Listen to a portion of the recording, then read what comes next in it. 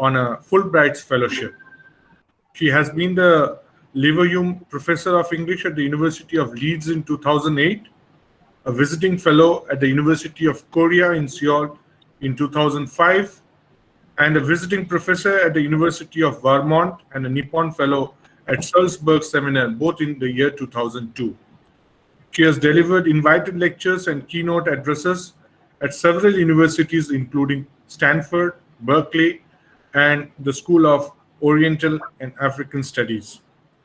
She has monographs, edited volumes, and over 100 articles in national and international publications by publishers such as Routledge, Blackwell, Amsterdam University Press, Penguin, Oxford University Press, and Cambridge University Press.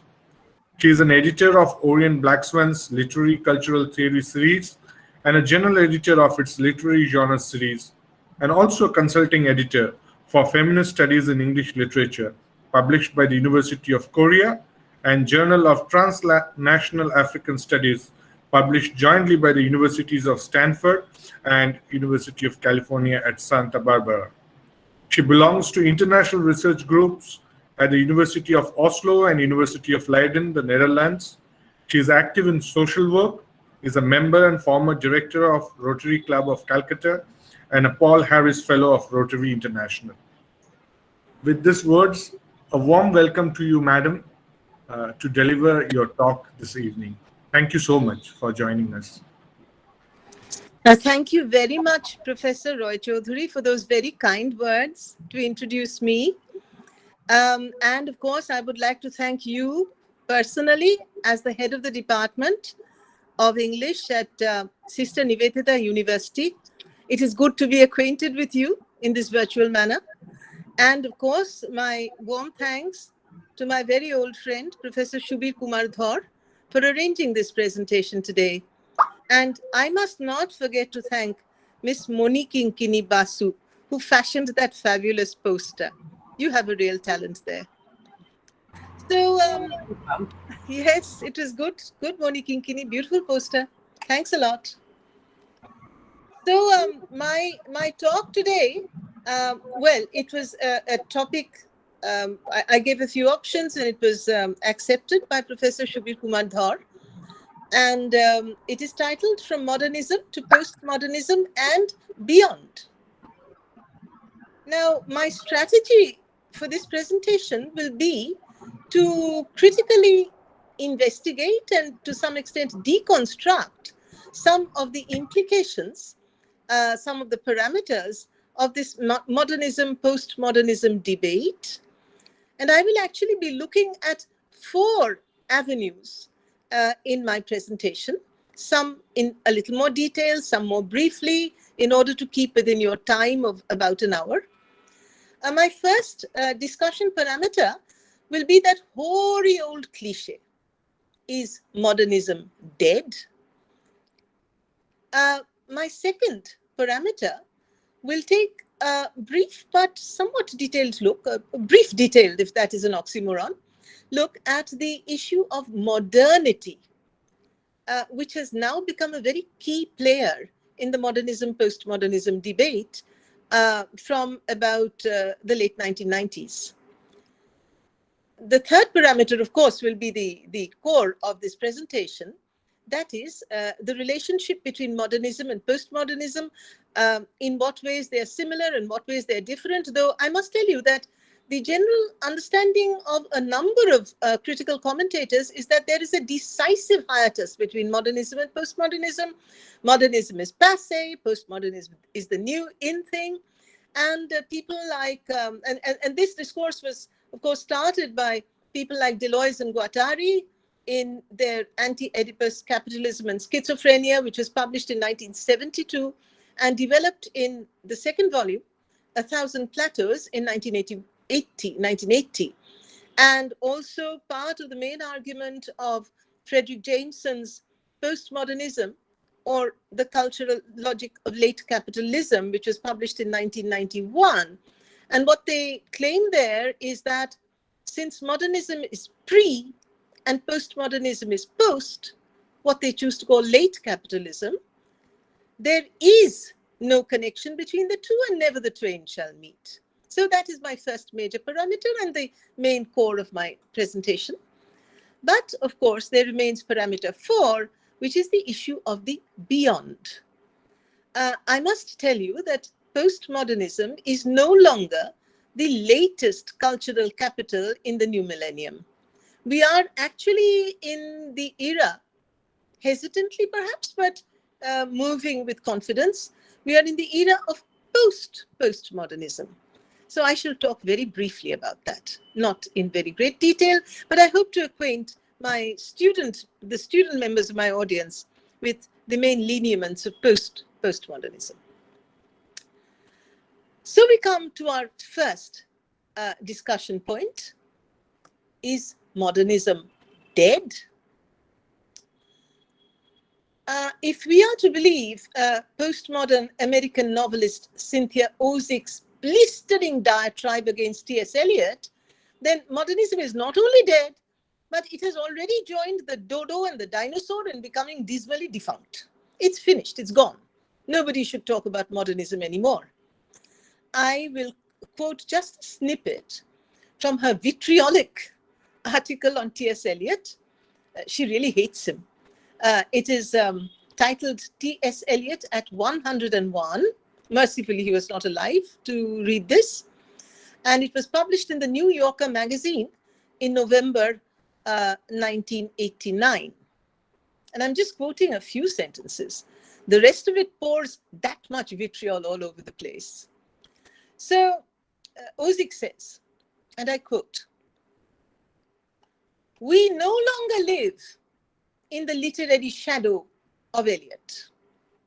Tradition," remember that was Eliot's big thing, tradition and the individual talent.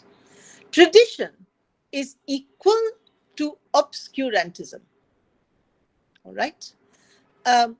Eliot's poetry is false coinage. It is too arcane, too abstruse, too artificial, too difficult. So that is Cynthia Ozick on Eliot. And just to round it up, there are many other such postmodernist, I beg your pardon, diatribes against modernism. But to go a little further down, Paulo Coelho, very, very popular with a lot of young people after the publication of The Alchemist in 1988. Paulo Coelho says that James Joyce's Ulysses has caused a great deal of, quote unquote, literary harm because of its pretentiousness. So much for Eliot's favorite theory that tradition, that is the literature that has gone earlier, must act as a catalytic agent for the new creativity. Eliot is out of the window. Actually, most of you know that even in their own time, the modernists faced a great deal of criticism because they were so startlingly new and difficult and didn't write at all like, comfortable writers like Galsworthy and Arnold Bennett and others such whom the late Victorians just loved. We have contemporary critics such as Desmond McCarthy and Marion Strobel. They are excoriating what they call the quote-unquote literary contortions. Yes, literary contortions, close quotations, of Eliot, Ezra Pound, and Joyce. For example, there is a 1923 review in the Athenaeum magazine of Eliot's The Wasteland that dismisses it as, and I quote, a hodgepodge of grandeur and jargon. I'm sure a lot of students feel that way, but that's what they said about it in 1923. And there are many more. I don't want to take up time quoting, but it sort of comes to a crescendo in George Orwell's essay Inside the Whale, where if you remember, he said the modernists didn't care about what was going on around them. They only thought of their highfalutin thoughts as though they were inside a whale. That is a very, again, blistering criticism of modernism. George Orwell's essay Inside the Whale. But those who still love Eliot and Joyce and Yeats, all those aficionados of modernism who'd been feeling very, very crushed in the early days of postmodernism, will be heartened to know that modernism in all its paradigms literature, art, cinema, music, dance, architecture, and even modernist radical politics, has witnessed a remarkable renaissance in the 1990s and onwards. I just want to give you a few details of the publications that brought about this renaissance of a body of cultural material that really was too rich to be dismissed the way Cynthia Ozick, Paulo Coelho, and many others dismissed it. In 1994, Johns Hopkins University Press launched a new journal called Modernism/Modernity, Modernism Modernity, and invited scholars, lovers, critics, academics who were still with modernism to write all the new thoughts they were having. This Modernism Modernity opened the floodgates, this journal. It was followed by Edinburgh University Press launching its own modernist journal entitled Modernist Culture in 2005. And then Edinburgh University Press followed it up with a monograph series called Edinburgh Critical Studies in Modernist Culture. So, suddenly the floodgates were opened for people to publish on modernism, which had been a bit difficult before this. Those of you who are into PMLA know that PMLA hardly ever brought out an article on modernism. And it was the leading journal before these journals came into being. Then, following the success of Johns Hopkins University Press and Edinburgh University Press's initiatives, when publishers began to see that, oh my God, we didn't think this, but modernism sells, people are actually buying these journals, libraries are ordering them. We have then Oxford University Press moving in with its own monograph series called Modernist Literature and Culture in 2011. And then came, between 2011 and 2013, a number of major handbooks of modernism published by Cambridge University Press, Blackwell, and Routledge. And then Bloomsbury started its New Modernisms series. And finally, and most recently, we have the founding of Sorbonne universities. Remember, all this work is being done in English. And then suddenly the door is opened for French scholars of modernism. Sorbonne universities, Société d'études modernes, that is to say, Society of Modernist Studies. This was launched in 2014. And all these publications, all these series, all these societies, literary societies, what they brought about was a plethora of publications, workshops, national and international conferences solely devoted to modernism. So suddenly, there was this revival of modernism, really in the heyday of postmodernism. The 1990s, the late 1990s, postmodernism was very strong. And then you have this undercurrent that becomes a major flood of modernist studies. And you must remember, this is something that people who are still reading Eliot and Joyce and Yeats will be interested to know, that these works are not going back to those hoary old examination topics that we all taught and learned and wrote our exams on. Things like the influence of Freud, the influence of Jung, modernism and psychology, the stream of consciousness novel. Nothing of that sort. Suddenly there were new ways of looking at modernism. I have so many titles here of articles and books. I just want to throw out one or two. For example, cheap modernism, digital modernism, and lesbian modernism. And then there's a whole new avenue called geomodernisms, which looks at the way modernism was received in vernaculars in different parts of the world.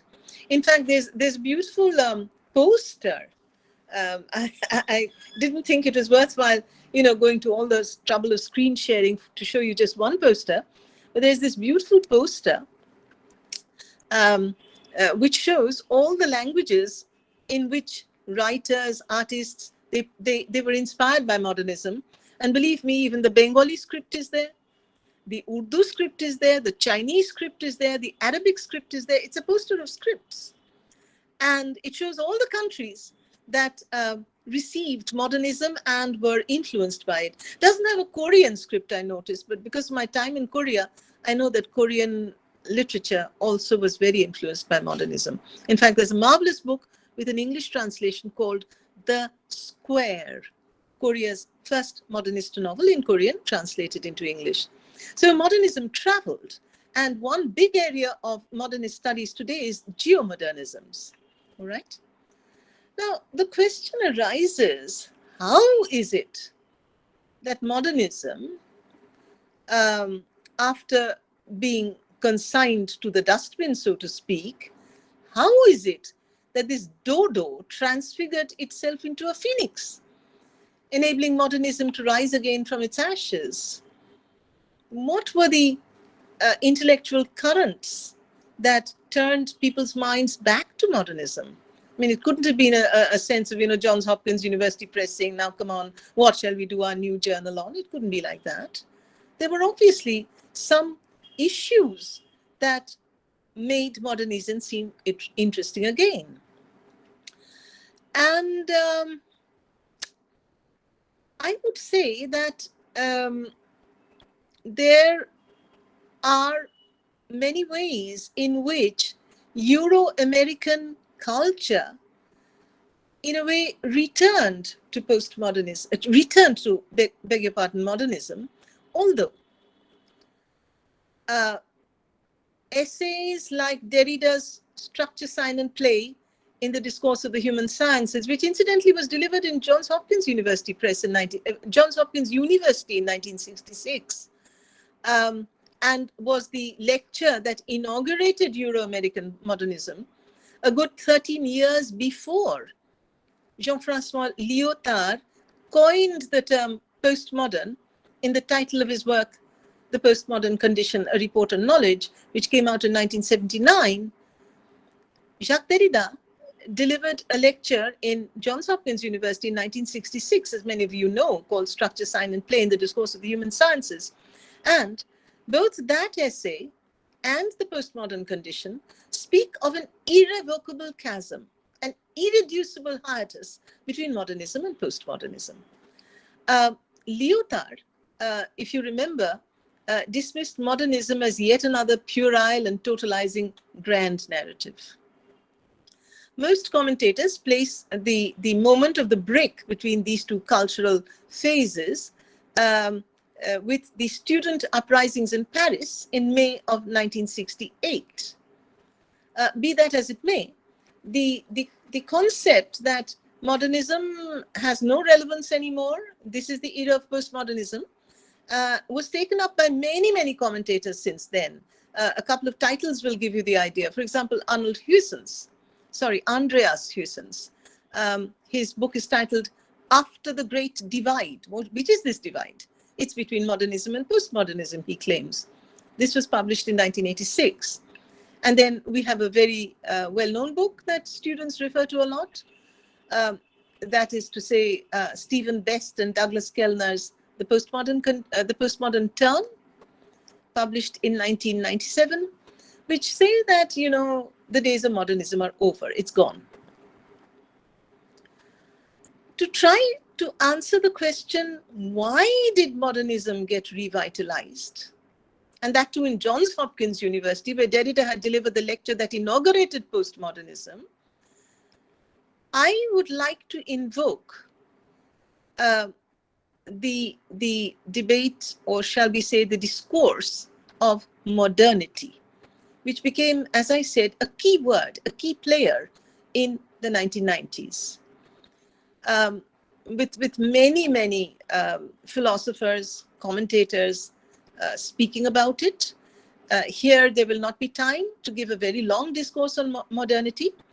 I will like to keep everything, sort of within the parameters, within the sphere of literature for better time management. But I just wanted to say a couple of words. The word itself, modern, modernity, from which we get modernism, from which we get postmodernism. This English term modern is actually a loan word from Norman French moderne, as many of you know. And modern itself ultimately comes from two Latin sources, two Latin words. The adverb modo, the Latin adverb modo, which means of the present, now. So modo means now. And the Latin adjective modernus, which means not ancient, new. So what I'm trying to say is that in the true sense of the word, the English term modern is not synonymous with the term contemporary. Although we do use them as synonyms, we do that all the time. But contemporary simply means of the present, now. Modern, the term modern, conflates the temporal axis of now with the cognitive axis of new. It is a layered word. It means more than contemporary. It refers to the new which we are seeing now. If you remember the title of Ezra Pound's 1933 book, which was the modernist slogan, make it new. You must be remembering that. So newness is very much a figuring element in the term modern, which it is not in the close but not synonymous term contemporary. Now, Charles Baudelaire is thought to be the first European literator who used the terms modern and modernity in this complex cultural cum cognitive sense. That is something which is both now and new. Baudelaire wrote in 1863, he wrote a kind of episodic narrative piece, but quite a long one, divided into parts, which was a tribute to a French artist of his own times, Constantin Guise. And this was entitled The Painter of Modern Life. The Painter of Modern Life, 1863.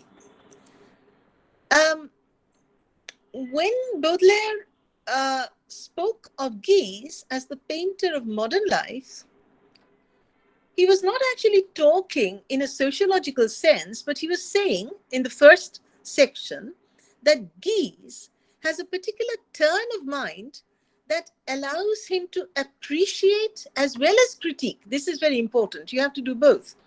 Both accept and appreciate as well as critique the new in the now. See, so many people cannot accept newness around them. They just want to be the now, the way it always was. Or they get so carried away by the new that the acceptance is totally uncritical. But Baudelaire says that if you look at the paintings of Guise, especially his paintings of the flaneur, you remember Baudelaire's famous figure of the flaneur that Walter Benjamin took up in the Arcades project, he says that, Guise both understands, appreciates, and is able to critique the new in the now. And the part of this, the section of this narrative, The Painter of Modern Life, that talks about it in greatest detail is section 4. And section 4 is actually titled Modernité, which is the French word for modernity. And this is thought to be the first time that the word modernity, modernité, has been used in an aesthetic, cultural, and literary context, and not in the context of the Industrial Revolution or capitalism and all that sort of thing, but in a specifically literary way. This is Baudelaire's great contribution to bringing the notions of modernity into the conspectus of literature. Now, people like, shall we say, Deleuze and Guattari, Frederick Jameson, have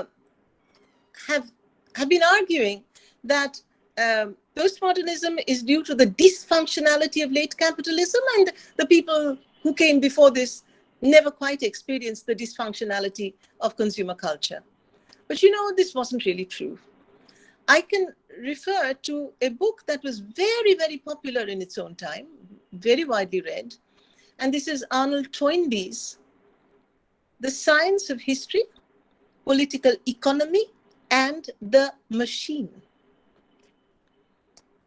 And Toynbee is critiquing capitalist industrialization, because you must remember that the Victorians and the modernists also experienced colonialism, capitalism, and industrialization. It was Blake who referred to the dark satanic mills of industrial England. It is Dickens who in Hard Times exposed the terrible moral and psychological consequences of Benthamite utilitarianism. So in Toynbee's book, he clearly shows the social, the moral, and the psychological dysfunctionality attending on colonial capitalism and industrialization. So these things were not new, One tends to think they are new, but they're not. And the modernists also reacted to this dysfunctionality. In fact, we all know from Immanuel Wallerstein's The Modern World Systems, which the first volume came out in 1974, and there were several volumes, that capitalism actually dates back to the 16th century and caused a great deal of social, moral, and psychological dysfunction. So somehow, this claim that only the postmodernists experienced it. Yes, they experienced it in a particularly acute way, perhaps, especially in the Western societies. But it was there, and it was known to the modernists as well. Now, this kind of argument that modernity, which is, shall we say, produced by colonialism, capitalism, the voyages of exploration, and then finally in the 19th century industrialization, which became more and more sophisticated in the 20th century, that modernity is a kind of a continuum. It's not something chopped up into pieces and this person is pre-modern, that person is post-modern. It's not like that. These are arguments made especially in the 20th century by Habermas, by Jürgen Habermas, in his book, The Philosophical Discourse of Modernity, which came out in 1985. Habermas, of course, gives Kant the pride of place in creating, shall we say, our kind of modernity, the Enlightenment rational modernity. But he also points out there the continuity in the various phases of modernity. And Habermas actually says that the startling effects of postmodernism are merely a continuation plus, shall we say, making a little more novel, the modernist avant-garde, especially the French modernist avant-garde. They had also done that kind of thing. The other philosopher, major contemporary philosopher of modernity, apart from Jürgen Habermas, is the British historian Giddens. What is his first name? I've forgotten his first name. Giddens, Giddens.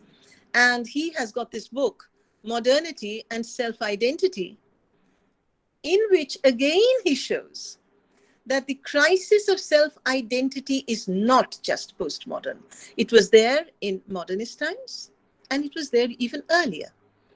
And it was felt by people like Dickens, people like Toynbee, people like Carlyle, that this crisis of identity is not, we know that there's an identity crisis in modernism, but this sort of capitalist-oriented identity crisis is not new or special to postmodernity.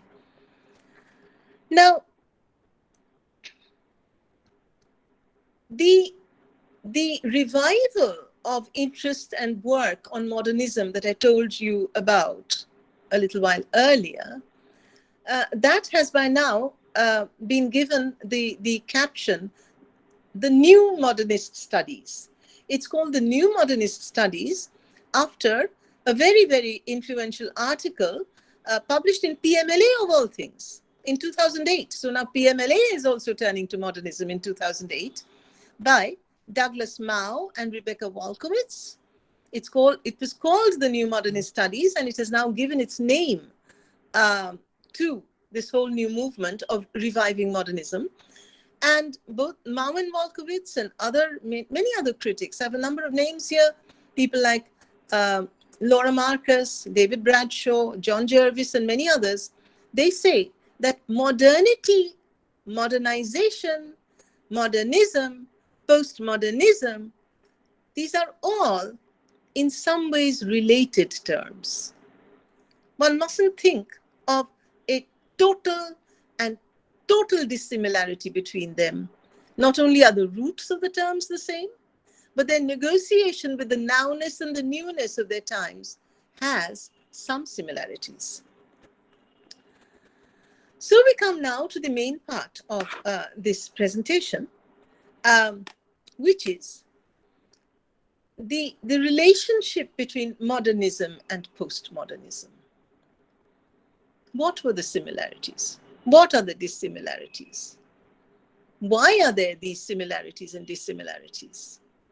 Because we are now, remember, talking about similarities as well, not just dissimilarities. Now, it is very tempting to range from, Nietzsche to Zizek and all that sort of thing, but, there is a time factor here. And in the interest of compactness, I will just limit my talk to issues of literary representation. I'm not going to go much into philosophy unless I need it for an argument, because otherwise this would go on forever, and that's not what you really want. So now, we know that in their different ways, both the modernists and the postmodernists lived in very troubling, very chaotic times. It wasn't easy. And what they had to do was to try to make sense of it, to negotiate with it. And one wonders whether they all succeeded in making sense of it in the same way. But the sense of dysfunctionality is there both in modernism and postmodernism. All of you will remember W.B. Yeats's poem, The Second Coming, where he explains, things fall apart, the center cannot hold. A tremendous sense of instability, total destabilization. The world has become decentered. All values are broken up. Things fall apart. The center cannot hold. But this decenteredness was also the burden of Derrida's famous inaugural lecture at Johns Hopkins University, Structure, Sign and Play in the Human Sciences. Okay? Now, are then Yeats and Derrida not very different from each other? My answer would be yes and no, or rather shall we say no and yes. I will quote to you a key passage from Structure, Sign and Play in the Discourse of the Human Sciences by Derrida, exactly the words when he speaks about decenteredness. But before that, I want to wind up what I was saying about Yeats's The Second Coming. So Yeats is completely distraught by the chaos of the contemporary world. Things fall apart, the center cannot hold. But if you remember the final two lines of The Second Coming,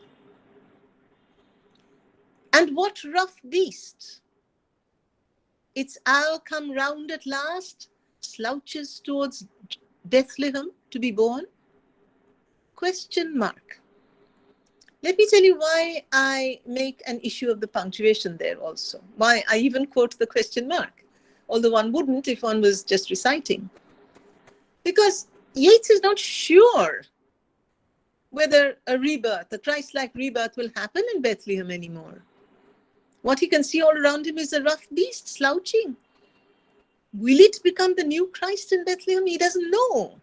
So there's the question mark. But the fact that he even mentions Bethlehem indicates that he hopes there will be a reinvigorating future. He hopes for it, but it is still very tentative, hence the question mark. But okay, the hope is there. Now let me quote to you from Derrida's Structure, Sign and Play in the Discourse of the Human Sciences, where he talks about decenteredness. Quote, the center had no natural site. It was not a fixed locus. It was a function, a sort of non-locus, in which an infinite number of substitution sign systems came into play. In which an infinite number of substitution sign systems came into play. My point here is that Derrida cannot see any hope there, whereas Yeats can. Or Yeats at least dimly can, not very well. And so we'll have to have a look at the theoretical and representational differences now. We've seen the similarities in their sense of the dysfunctionality and decenteredness of their contemporary existences. But what happens to the representation? Now, the hallucinatory nature of Derrida's center, which is a non-center. It's like, if you throw a stone into the water and the circles become bigger and bigger and bigger and bigger, it just goes on and on, extending outwards. Where is the center? There isn't one. What it implies, well, it has two important implications, I would say. This kind of interpretation of a center questions meaning and value. Baudrillard calls this kind of decentered reality hyperreality, if you remember, in Simulations, which is published in 1981. And secondly, Eric Werling, in his essay, published in 2000, essay, Derrida and Postmodernism, says that if there is no center, what it implies philosophically is that there is no norm, there is no value, there is no fixed idea about anything, then all things, all readings, all approaches, everything becomes relative. They're all equal. There isn't anything like good and bad. There isn't anything like right and wrong. There isn't anything normative. And if there isn't anything normative, then all approaches are equal. But here, I just want to bring out a caveat. We are saying, I quoted Yeats. Okay, Yeats has some dim hope for the future. But suppose you ask me, what is the difference between, say, for example, the modernist artist Salvador Dali's Surrealism and Baudrillard's Hyperreality? I don't know. So many of you must have seen Dali's surreal pictures. They don't seem to mean, in the old-fashioned sense of the word, anything. The colors and the worlds and the figures and the objects in them seem to be totally unrelated, totally scattered, totally without any connection to each other. So weren't the modernists also doing the same kind of thing? Well, Baudrillard himself speaks about Salvador Dali in Simulations. And this is what he says. This is how he distinguishes. So I don't have to do it for you. Baudrillard did it himself. This is how he distinguishes between surrealism and hyperreality, modernist surrealism and postmodern hyperreality. And I quote, surrealism is still solidary, S-O-L-I-D-A-R-Y, funny word. Surrealism is still solidary with the realism it contests through imagination. Surrealism is still solidary with the realism it contests through imagination. The hyperreal gives no credence to any reality. It is a much more advanced phase of surrealism. The unreal is no longer that of dream or of fantasy, modernist dreams, fantasies, but it is a non-reality that resembles reality. That sounds very convoluted, but let me try to give you a simple explanation of surrealism being still solidary with reality, and hyperreality creating a non-reality that is equivalent to reality. What does this mean? What he's trying to say is that surrealism uses hallucination to augment and enhance reality. It's a bit like Borges's stories, you know, using hallucination, using dream, using fantasy to enhance reality. All right. Hyperreality, on the other hand, replaces reality with hallucination. It is like the mind of a person. It's like the world of a person on mind-bending drugs. What he imagines, he thinks to be real, although it is not. So in surrealism, we can distinguish between hallucination and reality. In hyperreality, we cannot, and that is why it becomes so dangerous. You know, all these computer games, Blue Whale, asking children to commit suicide. They can't distinguish. It is hyperreality. Now, if the task of the postmodern artist is to represent, as I said, I'd keep myself to literary representations for reasons of time management. If the task of the postmodern artist is to represent hyperreality, exactly how do you do so? How do you project or express hyperreality in words? Because, you know, words very inconveniently have meanings. And the hyperreal is that substitution of reality that is not connected with the daily culture of meaning. So how do you express it? So I am quoting from a postmodern American novelist called Raymond Federman,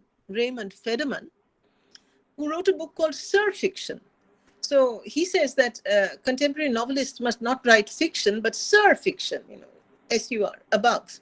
Surfiction, fiction now and tomorrow. He published this in 1981, and I quote from Raymond Federman's Surfiction. To write, then, is to produce meaning and not to reproduce meaning. You are not to reproduce what is outside in the world. You have to produce something new, autonomous, which is not related to what is outside in the world. Fiction must unmask its own fictionality, its own fraudulence. It must not pretend to imitate reality or to pass for truth and beauty. So striking at the heart of all romantic dreams, that art is truth and beauty. So just to summarize what Federman says, postmodern art must not imitate, so no mimesis. It must not reproduce reality. It must not propagate fraudulent claims for truth and beauty. It must produce its own reality by unmasking its own fictionality. Okay? To buttress this quotation, I will quote from another postmodern American novelist. There are a number of them, really. He is called Ronald Suckernick. And he says, this is a very interesting term, he says the only way to express hyperreality is through, quote unquote, Suckernick's own word, unwriting. U-N-W-R-I-T-I-N-G, unwriting. Writing won't do it. Language has meaning. So you must unwrite hyperreality. And I am quoting now from the essay, Unwriting. It's the title of an essay, actually, written by Suckernick and published in 1992. He says, the way out lies in the work of art as artifice. The way out lies in the work of art as artifice. It must not be self-reflective. It must be self-reflexive. That is to say, it must, shall we say, deconstruct itself. it is not an imitation, but a production. It is not an imitation, but it is a production. It is an artifact. Okay, so before I end this, all this is the theory part. Would you like to listen to what such a novel sounds like? You might be interested to know that another postmodern American novelist, I really didn't find anything so extreme in Britain. British people are still a bit traditional, I think, are still a bit conservative, even the postmodern ones. But this is from a postmodern American novelist named John Barth. It's B-A-R-T-H. The French philosopher is B-A-R-T-H-E-S, both pronounced Barth.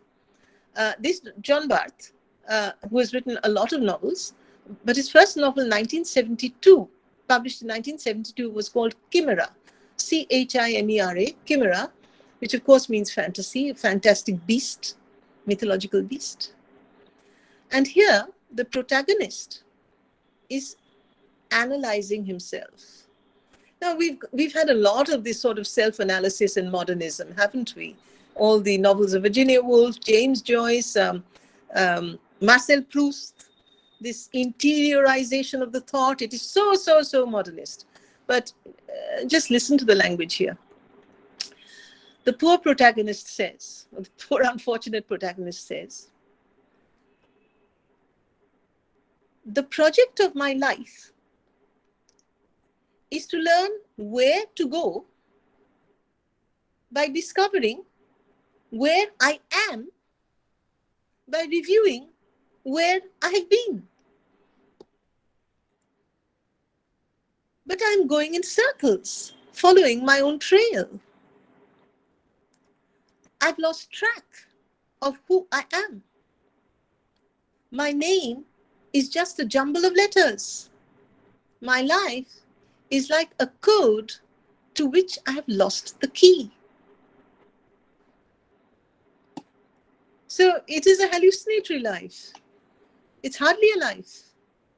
If you recall, Foucault wrote a preface to Deleuze and Guattari's Anti-Oedipus, where he said that the postmodern narrative cannot be a structure, because structures mean order, order means meaning, meaning means norms, norms mean values. So the postmodern narrative cannot be a structure, it must be a flow, like this. The project of my life is to learn where to go by discovering where I have been, where I am now, by reviewing where I have been. It's a flow. And that reminds one of Derrida's structure, sign, and play in the discourse of the human sciences. No structure, please. Only the play of signs. Okay? But hold it. All this sounds so new, but I just wanted to revisit some elements of modernism that are not so dissimilar from what you've just heard. Number one, had not T.S. Eliot, poor clunky old T.S. Eliot, said that art must be impersonal, not self-reflective? Had not T.S. Eliot said that?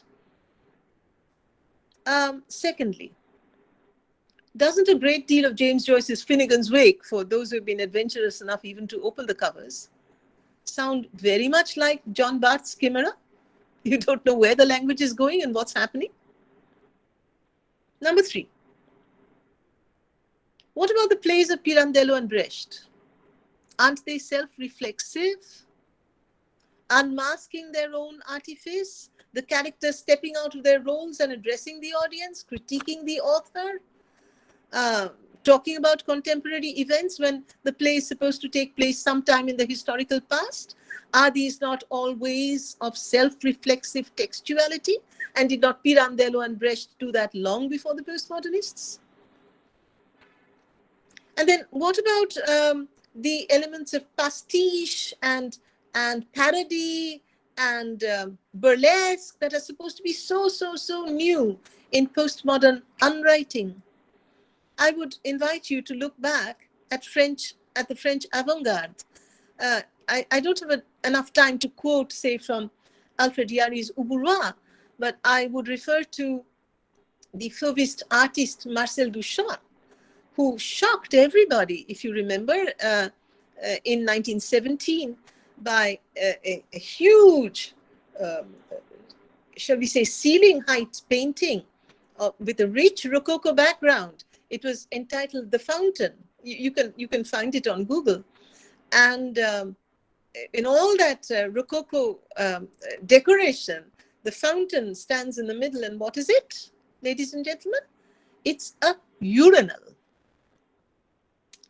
And then I would refer you to his 1919 painting, which was a scandal in those days, which showed a wickedly androgynous and mustachioed Mona Lisa with a mustache.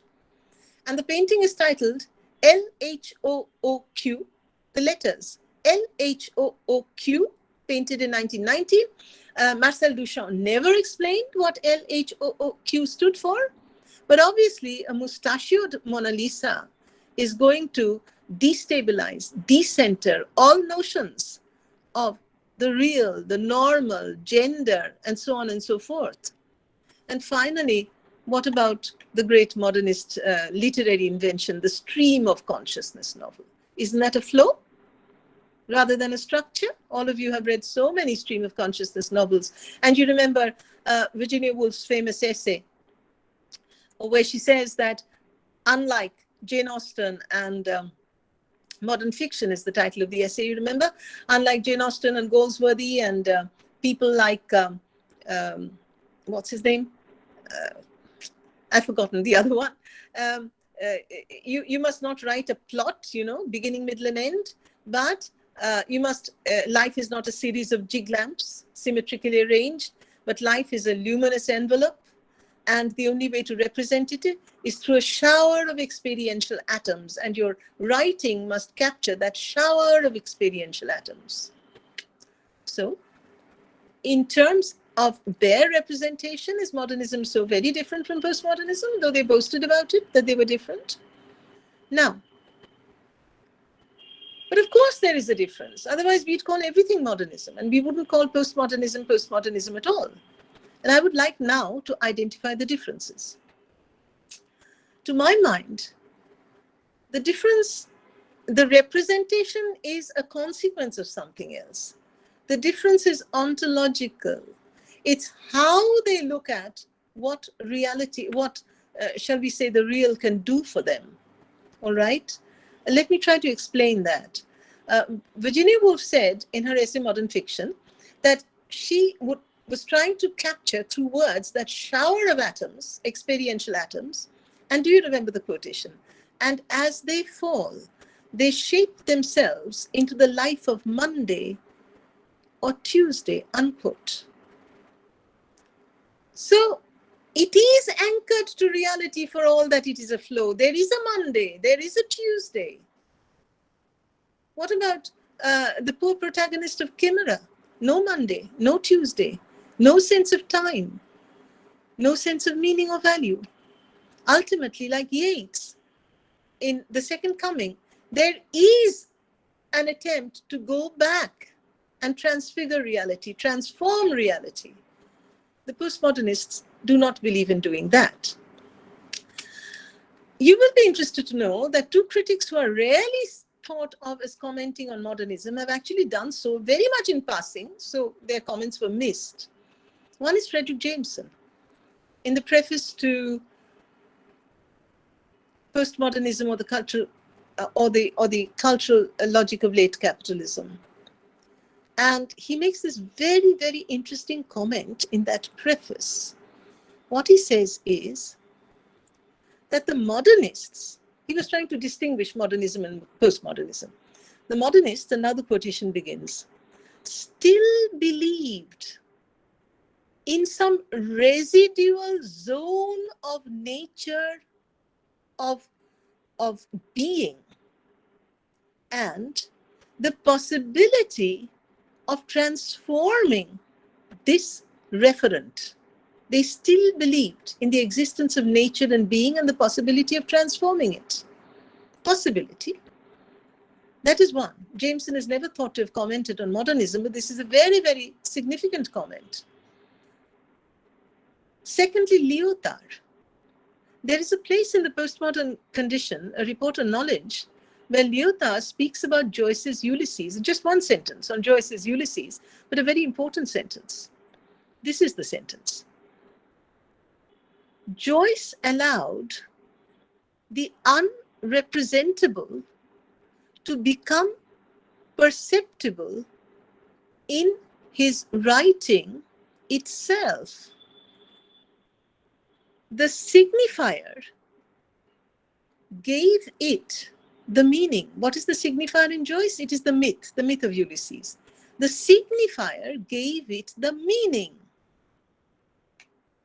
The form, because it is structuring the experiences, becomes recognizable, consistent, and continues to offer, this is very important, and continues to offer to the reader matter for solace and peace. Matter for solace and peace. There is no solace and peace in the life of the protagonist in John Bart's Chimera. Or, for example, in other modernist novels like Giles Goat Boy, you don't find solace and peace. You're just confused. You think life is very, very difficult. How shall we ever find meaning in it? Lyotard, in this one sentence on Joyce's Ulysses, says that the myth is a structuring principle that allows the reader to find solace and peace. And we remember, do we not, Stephen Daedelus's ideal of art in a portrait of the artist as a young man, if you remember, integritas, consonantia, claritas. This ideal never produces unwriting, does it? So to understand how the modernists philosophically and representationally differ from the postmodernists, though many of their literary strategies are almost similar, you can turn to E.M. Forster's essay, Art for Art's Sake, where Forster says, quote, art is the only orderly product that has been produced in this muddling age. Notice the emphasis on order. Order means norms. Norms mean values. Values signify meaning, solace, and peace. And this will bring us to T.S. Eliot's famous essay on James Joyce's Ulysses, Ulysses, Order and Myth, where he explains very clearly how the myth gives form and meaning to Ulysses. And I quote from Eliot's essay, Ulysses, Order and Myth. The use of the myth is simply a way of controlling, of ordering, of giving a shape and a significance to the immense panorama of futility and anarchy that is contemporary history. The use of the myth, that is a structure, gives meaning. Now remember, Derrida said, there is no structure, only sign and play. The modernists take all this chaos and try to bring it to a meaningful structure. To me, that is the main philosophical and hence representational difference between modernism and postmodernism. Not that this one wrote like a flow and that one did not. Both did. Not that this one emphasized textuality and the other did not. Both did. That is not where the difference lies. I just want to ask the organizers, how much more time do I have? About 10 minutes? Please, ma'am, you please feel free to go ahead. Okay. I'm almost at the last bit, about 10 to maximum 15 minutes, and it will be over. So now,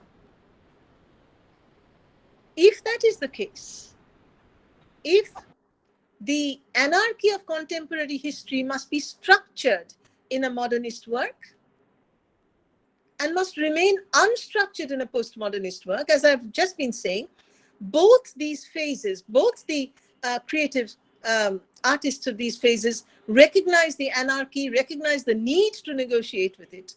But modernism has this philosophical sense of structuring it to meaning, and postmodernism feels that it is useless to structure this continuing play of signs. Now, so therefore, and this is my own little contribution, I would call modernism, modernist art, a kind of semiological construct. You know, semiology, meaning making? It is meaning making.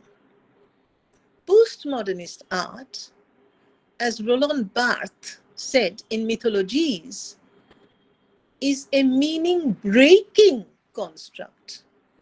Modernism is semiological, meaning making. These are terms that I am contributing as a contrast to Roland Barthes, who says, and I'll quote that passage, that postmodern art is meaning breaking, or, and this is a term he coins, it is a semioclasty. You know, iconoclast, breaking of the icons. So semioclast, breaking of semiology, breaking of meaning. So if modernism, my word, is semiological, then postmodern creation, Roland Barthes' term, is semioclastic. So let me quote from Barthes' Mythologies.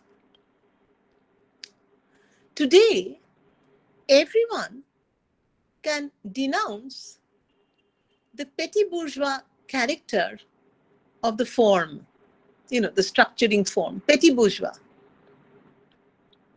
Now it is necessary to take the struggle further, to attack and to split, not signs, not signifiers, or the one side and signified on the other, but the very idea of the sign, that is the very idea of meaning.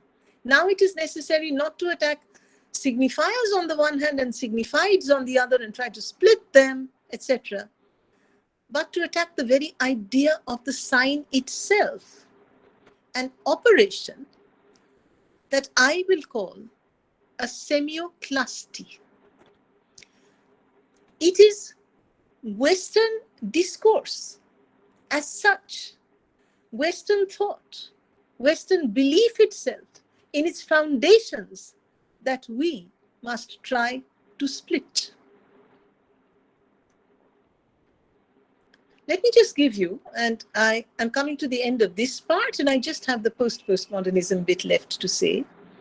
Let me give you an example of semiological writing and semioclastic writing.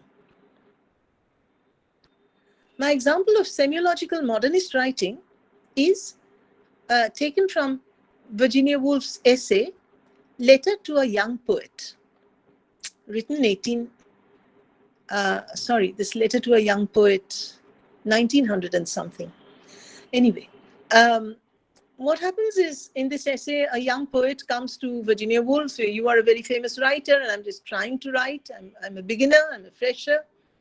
And then the poet says, you know, the young poet says, I think Wordsworth had a very easy time because he only had to write about daffodils.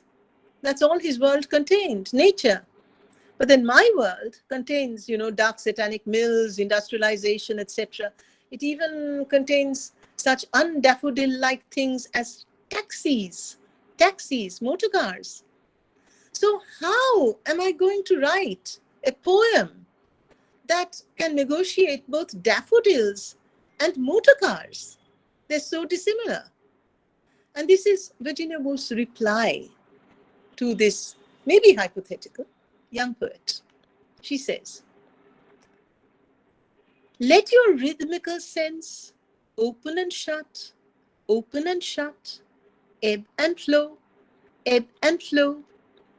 until one thing melts into another, until, and I love this bit, ladies and gentlemen, until the taxis are dancing with the daffodils, until a whole, W-H-O-L-E, until a whole has been made from all these separate and dissimilar fragments. Please let me read this to you again to show how Woolf says, you know, I know that motor cars have nothing to do with daffodils, but you are a creator, you are a creative artist, and you must make them into a whole. Just let me read this again, because then you can contrast it with the next one, the next extract. She says to the young poet, let your rhythmical sense open and shut, ebb and flow, until one thing melts into another, until the taxis are dancing with the daffodils, until a whole has been made out of all these separate fragments. Now, when separate fragments become a whole and you begin to see how they relate to each other, it is actually transcending the fragmentation of the world by trying to create this imaginative whole, and that is cathartic. It gives you consolation that no, this world is not only chaos. So you remember Nietzsche talking about the dance of the Dionysian and the Apollonian in The Birth of Tragedy? That they're so separate, but you must see it as a dance. He said this in The Birth of Tragedy. This is so modernist. It's not that they discount the motor cars because they love the daffodils. The motor cars, the taxis, and the daffodils must become part of art. By contrast, I wish to read out to you a piece of semioclasty, which is, by the way, it's a complete short story.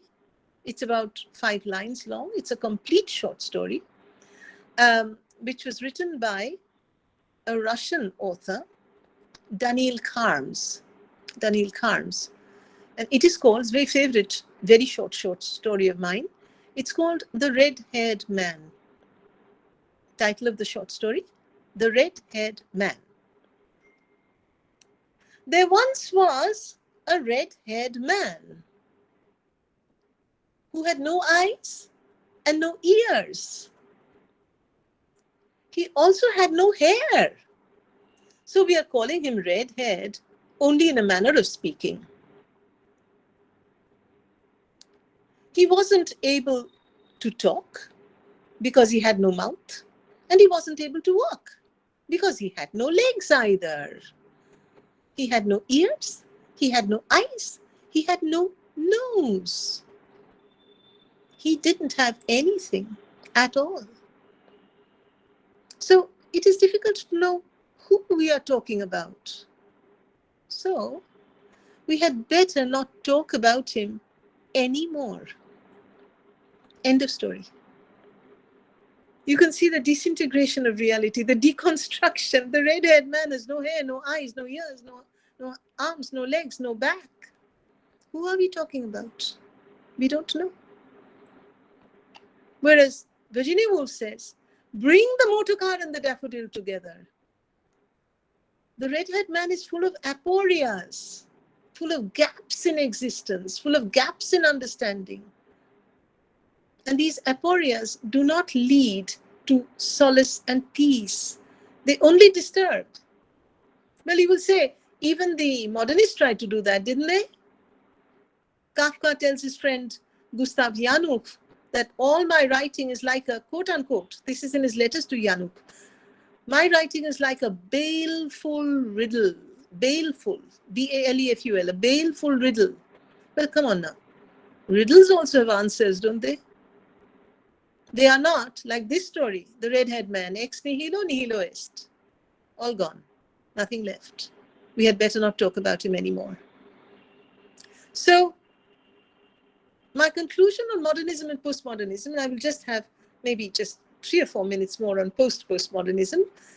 My academic listeners, my scholarly listeners, the professors here know all about this, but this is mainly for the student listeners here. But what I'm trying to say is there are many similarities of both response and representation in modernism and postmodernism. Where they differ very widely is in their philosophical understanding of how to represent. It is an ontological thing. It's not just a representational thing. And now, finally, to postmodernism. Now, postmodernism has often been called the end of history. What I'm trying to say is no, it's not as bad as that. Relax. The world is not going to come to an end. You're not all going to die tomorrow. History has moved on to postmodernism. What is the difference between modernism, postmodernism, and postmodernism, on which many people have written. There's so many books now on postmodernism. Just a little detour. The ones I found most interesting, there was one by Jose Lopez et al. It was written in 2005, and postmodernism, that's all it's called. Then there is another thing by Alan Kirby, and that is called The Death of Postmodernism and the Birth of Postmodernism. There are quite a number of these books and articles now. So what is the difference? What is the difference between modernism, postmodernism, and postmodernism? Because postmodernism is still functioning in this hallucinatory era of consumer capitalism in the West. Well, in modernism, the sense of nihilism is sought to be transfigured through art in the sense of a form, an artistic form, which gives meaning to the anarchy of modern history. And where there is meaning, there is a sense of relaxation in our minds, and we feel, as Lyotard said, solace and peace. Postmodernism feels that nihilism cannot be transformed, cannot be transfigured. All right? There is nothing that connects one to another. The poor red-haired man, you don't even know whether he's there or not. How can you connect? There are no connections. Postmodernism goes in a radically new way. I would call it the rebirth of the affect, the sense of knowing and reaching out to the other. Modernists also were a little closed in their own psychology. The postmodernists, of course, you, to me, are one of those red-haired men who don't exist. But postmodernism speaks of the birth of the affect. Excuse me. The two greatest philosophers of postmodernism are both French. Excuse me. One, of course, is Emmanuel Levinas. Levinas has passed away. His dates are 1905 to 1975. And the other one is a contemporary French philosopher called Jean-Luc Nancy, Nancy is the surname, born in 1940. To make this brief, Levinas, as we know, talks about hospitality, sensibility, responsibility, and care, C-A-R-E, care for others, in his famous inaugural volume, Totality and Infinity, 1961. And there is one thing, I can't talk so much about Levinas now, but the thing I want to say is that the person who was greatly influenced by Levinas was Derrida. And if you read Derrida's later work, especially his essays on hospitality, which is an idea he took from Levinas, you will see it is so different from Structure, Sign, and Play, which says there are no norms, there is no order, there is no meaning. In fact, Derrida made gave a very moving eulogy, a very moving tribute to Levinas when Levinas passed away. And this, you can even find it on the net, I think. It is called Adieu to Emmanuel Levinas. He said it when Levinas died, and he published it in 1977. Levinas died in 1975. I just want to quote a little from Adieu to Emmanuel Levinas, just a little snippet. How is one to interpret this hospitality in the name of Levinas? In the name of Levinas means as Levinas meant it, not as you think it. Not the common meaning of inviting somebody for dinner to your house. How is one to interpret this hospitality in the name of Levinas? And then I'm skipping a bit, and then Derrida says, what it means is a cosmopolitanism, a sense of the existence of the other with a view to perpetual peace. So Derrida too talks about peace. Isn't that strange? But this is the influence of Levinas on the late Derrida. There is a movement away from his early postmodernism. And now, just 1 minute on Jean-Luc Nancy, who's written about 20 books, and I have only looked at, well, I've read one and I sort of skimmed through another, so I'm not a great Nancy scholar by any means. But Nancy's thought philosophy is equally marked by a sense of transcending contemporary chaos and reaching out to the other. You know, this sense of the other. We know how Said used othering for people who are not part of your community. This reaching out to the other is very important in Levinas and Nancy. His first book, the title of his first book is The Inoperative Community. It was published in 1991 in the heyday of postmodernism. And what the book tries to say in very brief, in one sentence, is that the idea of community has failed. The idea of community has got lost in postmodernism. And then the other book that which I haven't, as I said, read right through, but skimmed through, is the book called Singular Plural. It was published in 2000. And there's a beautiful quotation there, which I like very much. Nancy says, what are the conditions to speak of a we, W-E? What are the conditions to speak of a we? Not just I, not just you who don't exist for me. What are the conditions to speak of a we? So postmodernism is a totally new philosophical movement that embraces the other, that embraces the notions of care and hospitality and responsibility for the other, and was perhaps badly needed after the nihilism of postmodernism. And so I come to the end of my conspectus of 3 major phases in Euro-American culture, their similarities, their differences, and the way postmodernism seems to be moving away from the dysfunctionality, the alienation, the sense of futility that also marked the modernists to some extent, marked the postmodernists very greatly, to a more inclusive vision of the world. So thank you very much, and my apologies for going over time. Well, all I can say is that, ladies and gentlemen, you've just heard a guru speak. This was a discourse which was profound, satisfying, soul satisfying, I should say, and satisfying to the mind. And this covered an enormous amount of territory in a remarkably short time. Now, there are going to be questions, I'm absolutely sure of that.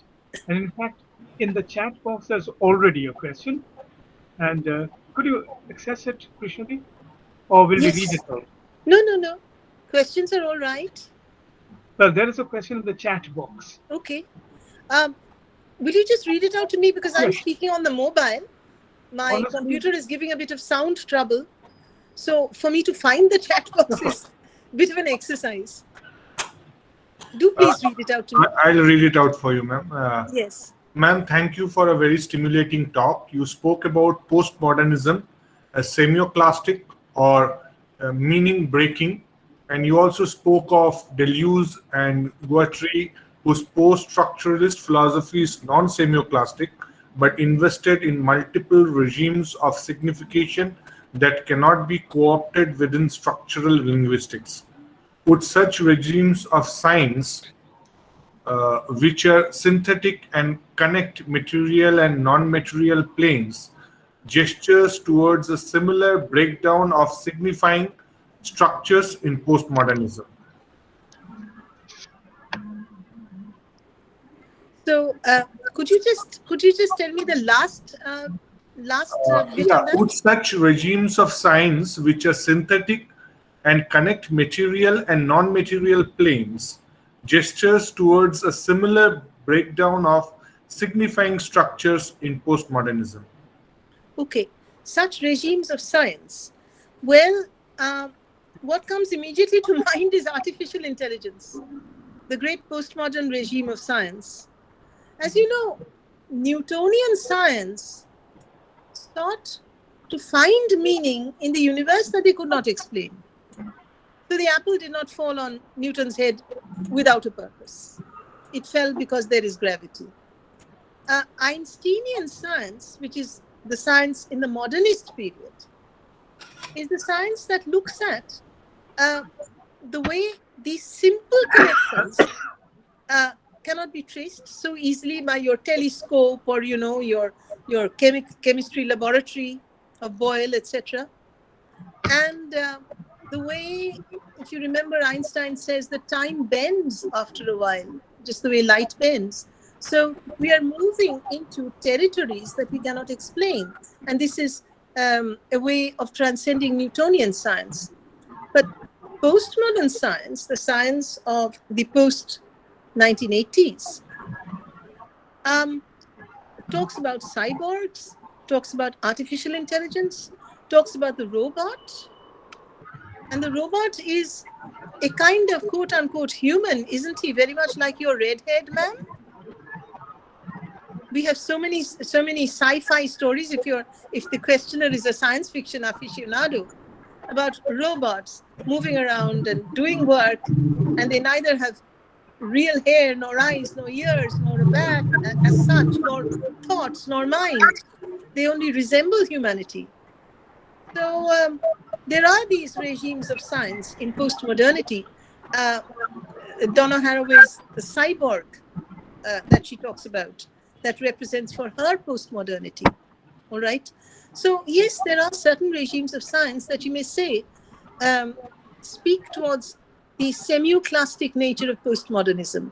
The robot who looks human but isn't human, which is very much, shall we say, a signifier of this kind of postmodern science. I hope that answers your question.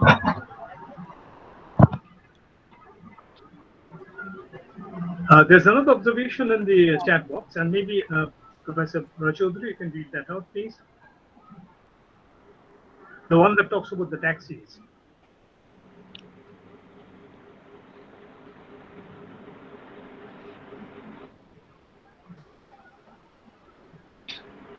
I'm sorry I'm making you read things out, but for me to find this chat box on the mobile Never is mind. going to be Now the chat box is getting flooded with messages, observations, questions, and so on. So the one okay, there is one last question here. Even in the postmodernism, can we not identify the tendency to control of governmentality? Would that contradict or emphasize the focus on care, hospitality, affect in postmodernism? Well, Nancy has books on governmentality. I wish I had the list of Nancy's books on this screen. It's on another screen. He has books on governmentality. And he emphatically says that governmentality is opposed to what he talks about in the inoperative community and singular plural. That governmentality is only singular. It is a single voice. So Nancy opposes it. Frankly, even I have to read up a lot more on postmodernism. I have been doing a bit of reading on it, and I wanted to introduce it to students, not of course to the professors here who already know about it, but to the students, so that they get interested in a new philosophical discourse, which seems to go back to the old-fashioned affect. And governmentality is not supported by Jean-Luc Nancy, for one. That much I can say. There is this observation. Thank you, ma'am. Your reference to taxis dancing with daffodils again reminded me of Eliot speaking about Spinoza cooking an egg, typing and falling in love, as well as the throbbing waiting taxi in the Westland. Thank you very much. I'm glad I took your mind back to other things that you have read. Oh, okay, there is a question from our own faculty, Dr. Madhuchandra, actually. Yes, MRC, please go ahead. Yes, thank you, sir. Am I audible? Yeah. Yes, you are. Thank you. Yeah, this is, it might sound like a silly question at this point because we are talking about such dense things, but you did mention that when you were talking about Federman, you were talking about When I exposing was talking about, sorry, when I was talking about, the novelist Federman. oh, Federman, yes, Yes, yes, you were talking about uh, the business of exposing the fictionality, yes. deliberately exposing the fictionality. And of course, you also talked about you are talking about the idea of modernity. You talked about the fact that modernity is not necessarily something that we associate with the 1920s. You know, it started all the way back. You know. In the 16th century and so on and so forth. So basically, my question goes back to then how do we then classify or look at works like Tristram Shandy and even as something as supposedly conventional as Northanger Abbey, where Austen in the final pages says, "Oh, reader, I know that you can derive from from the last few pages that we are coming to the end of the novel, and therefore the hero and the heroine would meet and everything would end happily ever after." But then they don't know that, so please give them a bit of slack. So how do we read these kind of things? Well, Tristram Shandy has been called by many people the first postmodern novel, Yeah. and that he didn't even know he was writing the first postmodern novel. And Jane Austen is a very wise writer. I think Virginia Woolf is being very unkind in modern fiction because Jane Austen, if you remember, is very much an observer of her own time. You know, a woman in her room observing her own times, and that sense of distancing is there very much in Jane Austen. I mean, if you even think of the first few lines of Pride and Prejudice, she's laughing at those Bennets, although she's apparently talking very seriously about their problems of getting their daughters married. Okay, so Jane Austen has this narrative technique of nearness and distancing, uh, which is something which is not very often commented on. You know, people just talk about her irony without drawing the conclusion that the irony comes from her successive closeness and distance from her subjects, right? So you must understand that after all, Shakespeare did everything. Nothing is really new. Okay, a major author crystallizes many kinds of approaches in his or her thought. After all, even good old Henry Fielding, writing a clunky comic epic in prose like Tom Jones, has chapters in between where he talks to the reader, Exactly. doesn't he? Yeah. Exactly. So it's not all that new. I mean, this is a bit of pretentiousness. That's what I wanted to point out, that there are continuities. Yeah. There are lots of continuity. So It's so fashionable to say that postmodernism is new. yeah, exactly. So that's because I've always struggled with what do we do with the labeling of these kind of works? Do we really call them post-structuralist, or what do we call them? So I think that's where my question came from. But thank you so much, ma'am. Thanks a lot for the question. Ma'am, there's one more question here. Respected ma'am, firstly, thank you for such an illuminating session. Ma'am, you referred to a term, unwriting, in the context of hyperreality.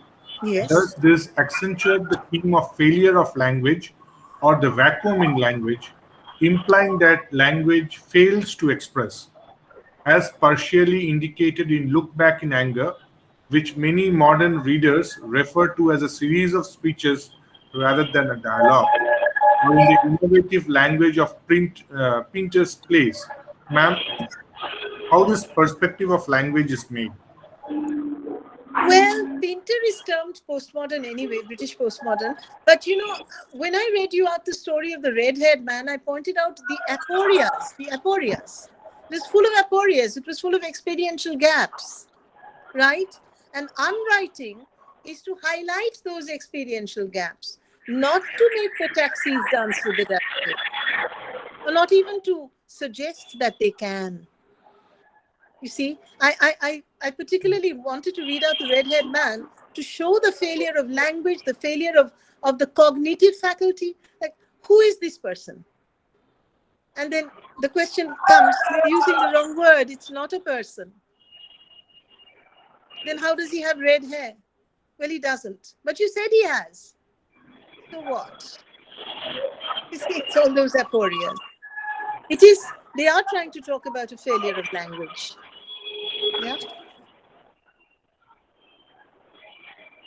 Okay, I have to close something that's popped up. Oh, close. Yeah. Yeah. This is it. So my mobile has already threatened me that I have 20% battery left. No, this is all the questions from the chat box. Yes. Do we have any questions from the audience here?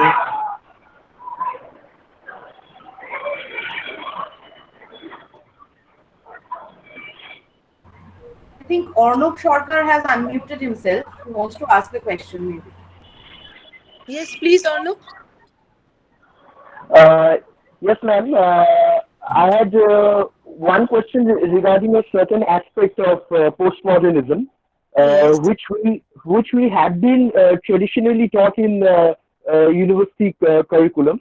But Yes. since I've been really privileged to hear such an enlightening talk from you, so ma'am, I would just like to refer to the fact that we have been conventionally taught that that one of the basic differences with modernism and postmodernism is the fact that in modernism there is some sort of attempt to conjecture meaning, no matter how faint or feeble or insignificant that is. To conjecture what? I missed that word. To conjecture? Conjecture meaning and substantiality. Meaning, yes, okay. Yes. And but by contrast, in postmodernism, there is often a very absurd celebration, or a very absurd, or even a very frightening at times, which often extends to dark humor at times, a very absurd and frightening celebration of this loss of meaning, of this loss of substantiality. So, yeah. So when ma'am, you were talking about the resurfacing of modernism, that some scholars have bashed modernism time and again, and when you were talking about the resurfacing of modernism and then going into the domains of postmodernism, so ma'am, where does this aspect of acceptance lie in postmodernism? Is it resignation to the fate and human destiny, or there is some sort of new attempt, literary or poetic attempt? The aesthetic of postmodernism does not accept, to my mind, the possibility of transcendence. In fact, you know, if you think of Samuel Beckett, if you think of the play that all of you practically know by heart, Waiting for Godot. Yes. Now, Beckett's date is neither modernist nor postmodernist. He's somewhere in the middle. He was, of course, the private secretary to Joyce. Yes. So he was greatly influenced by Joyce. He took many things from Joyce, but then Godot never comes. Yes. So Beckett is a kind of a midway figure between modernism and postmodernism. There is this search for meaning in Vladimir and Estragon, and then the meaning does not come. That search is very modernist, and the lack of materializing of meaning is very postmodernist. Beckett is a very liminal figure between modernism and postmodernism. And postmodern writers usually do not believe in transcending chaos and arbitrarily imposing meaning. That is trying to create some sort of mimesis, a god. Okay. If you remember what Paul Deman said in Blindness and Insight, there is no need to conflate God, man, and the world. This conflation doesn't exist. Absolutely. So they don't, yes. At Okay. least Thank most you. of the stuff that I have read. I mean, there's so much so much comes out. And then there's postmodern writing all over the place, written in Spanish, written in Italian. One hasn't read everything, so possibly there could be some kind of writing that is different. We mainly read Anglophone literature, don't we? Yes, English ma'am. and American, a little bit Yes. of French, but then so much is written that there could well be. For example, Paulo Coelho is writing salvational stuff in the 1990s. So other things are also written. There's a great sense of geomodernisms, geopostmodernisms nowadays. Yes. You refer to the term. Yes. Yes, which makes the scholar's life even harder. But it's so hard to say, yes, this is it, because I'm talking about Anglophone writing. Maybe something's been written in Portuguese, which goes against this. But in Anglophone writing, yes, I would say postmodernists do not believe in the imposition of meaning on the chaos of life. Thank you, ma'am.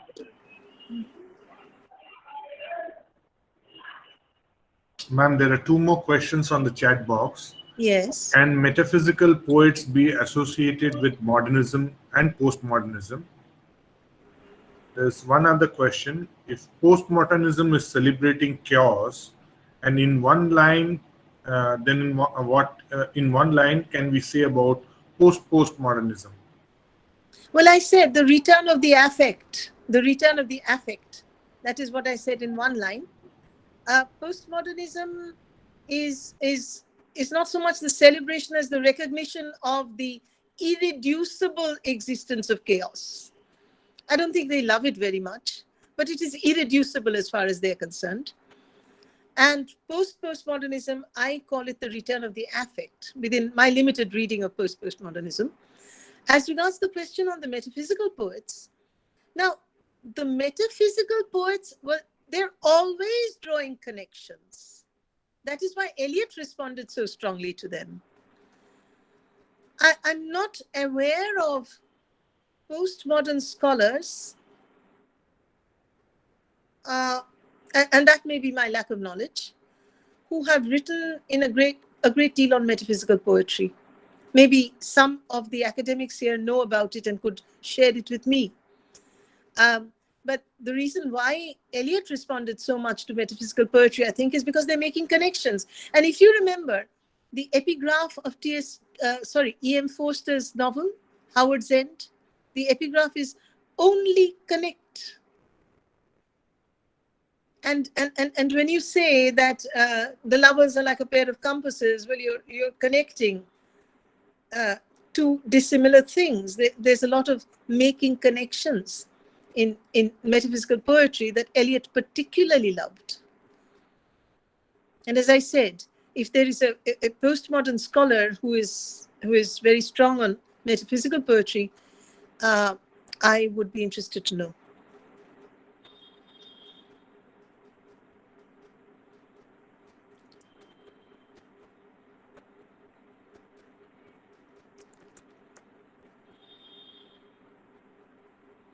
So, are there any further questions? No, ma'am. Okay.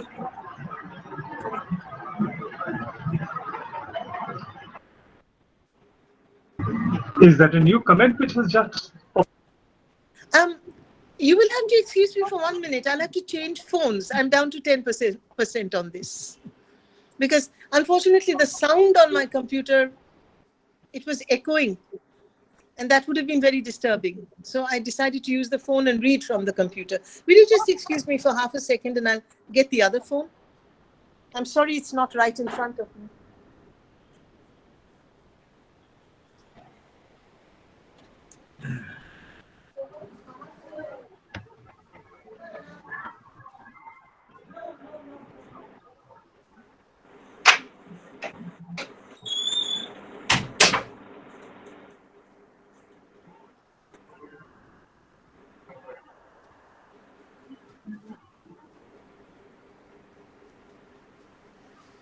I'm going out of this phone and coming in on the other phone, all right? Oh dear, where is this? I hope I can get in.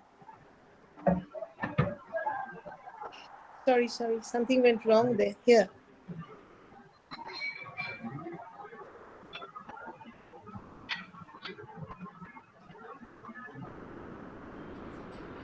And I'm going out of this phone.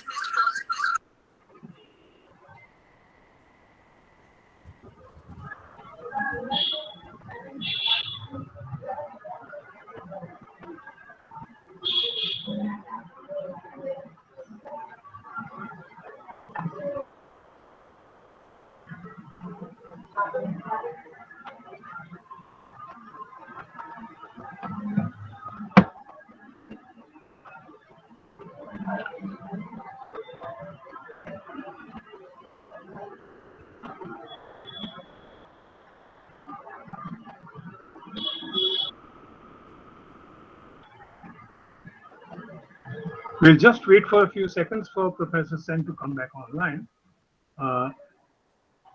She's still muted. Yeah. Can you hear me now? Yes, perfect. Okay. Thank you.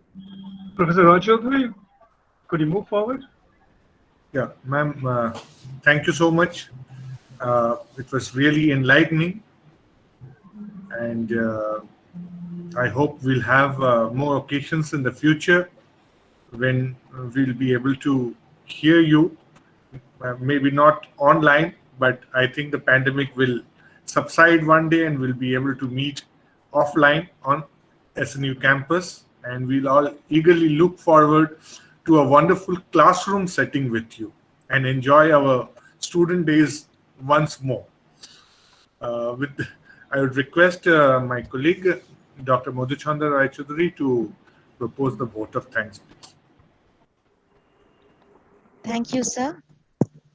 Ma'am, what can I say? I think the gushing comments are more than enough to tell you how not only delighted, enriched, and enlightened we are, but how you managed to cover this staggering range of theoretical complexities with such lucidity. Because as perhaps many of the students, and even me as a young scholar, can confess that some of these terms actually scare us. Be- But you just made it so accessible, as is your wont. And it was profound, it was enlightening, illuminating. So, yes, as Dr. Prabal Raichaudhuri said, we really, really do look forward to having you on campus. And interact with our students, and of course, we faculty members in person once this horrible pandemic ends. And apart from that, I would just add in a quick vote of thanks for our other members of the SNU family. Of course, Sister Nivedita University would not have existed without our Chancellor, Dr. Shottam Raichaudhuri, and then, of course, our Honorable Vice Chancellor, Dr. Dhruva Jyoti Chattopadhyay, and our respected Registrar, Sir, Professor Shumon Chatterjee, who have always been so supportive in all our endeavors, academic and otherwise. We have to thank Professor Shubir Dhar, who is a brainchild, really, it was to have this Saturday with Scholar. And of course, our head of the department, Dr. Prabal Raichaudhuri, and the entire team of DESNU, as we call ourselves. And definitely, thank you very much to the wide audience, which comprised, I'm sure, of academicians, students, both from our in-house students and the students from outside the university. So thank you all. And most importantly, thank you, ma'am, for this absolutely delightful Saturday evening, which was nevertheless so enriching that we are going to cherish these pearls of wisdom for the rest of our lives. Thank you very, very much. Good Thank night. you, ma'am. Thank you. And amen to the hope that the pandemic will end and we will all meet in person.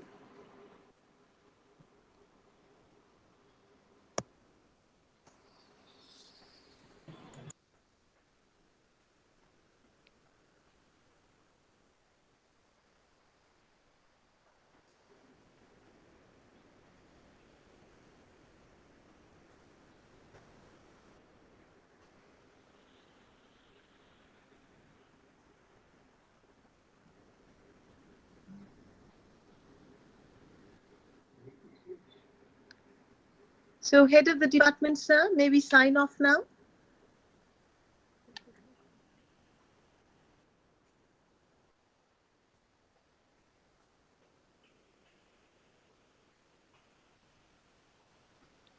Sir, Professor Dhar, Yes, may we sign off then?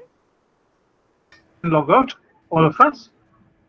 Yeah, And do we all log out now? still there, wait for the next Saturday with the Scholar Eve to enjoy that as well. Good night. Bye. Good night. Good night. Good night. Good night.